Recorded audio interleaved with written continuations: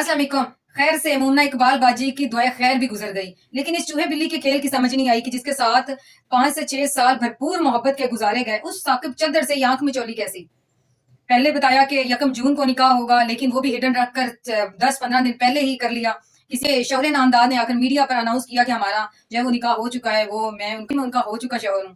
اور اس کے بعد اب دعائے خیر جو تھی اس کا بھی پتہ نہیں چلنے دیا، لیکن اب دھڑا دھڑ جو ہے وہ مومنہ باجی سوشل میڈیا پر اپنی جو دعائے خیر کی رسومات ہیں، ان کی جو جتنی بھی ویڈیوز اور پکچرز ہیں وہ شیئر کر رہی ہیں. لیکن اس دعائے خیر کو کس مذہب اور کس ثقافت کے تحت سر انجام دیا گیا ہے، یہ ذرا آپ بھی دیکھیں.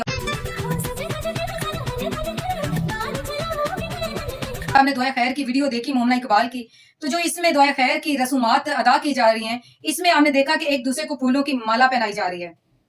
جی ہاں، یہ وہی پھولوں کی مالا کی رسم ہے جو کہ ہندوانہ رسم ہے، اور ہندو جو ہے وہ دوران شادی وہ اس کو سمجھتے ہیں کہ ایک دوسرے کو مالا پہنا کر، سندور اور منگل سوتر پہنا کر ان کی شادی کمپلیٹ ہوتی ہے. تو یہ بھی اس کا ایک حصہ ہے، اور مجھے یہ سمجھ نہیں لگتی ہم اپنے مذہب سے، ہم اپنی اسلامی رسومات سے کیوں اتنے غیر محفوظ ہیں، کیوں مطمئن نہیں ہوتے ہم اپنی رسومات سے، اور کیوں ہم دوسروں کی جو ہے ثقافت کو اڈاپٹ کرنے میں ہر وقت پیش رہتے ہیں. یہ شاید مومنہ اقبال کو اپنے اس رشتے پر بھی تھوڑا ڈاؤٹ ہے، اس لیے انہوں نے ڈبل سٹینڈرڈ کی شادی کی ہے، ایک اسلامک لحاظ سے اور دوسری ہندوانہ لحاظ سے. یہ شادی پکی ہو جائے. یہ میں تیرے قلب میں ہوں، آج میں ہوں، راز میں ہوں، آنکھیں جھکے نئے دولہے کے ساتھ لاڈ ناز اور نخروں سے آپ سمجھ ہی سکتے ہوں گے کہ بیچارہ جو ثاقب چدر کس جو ہے وہ تیر کا شکار ہوا ہے، کس محبت میں وہ مارا گیا ہے.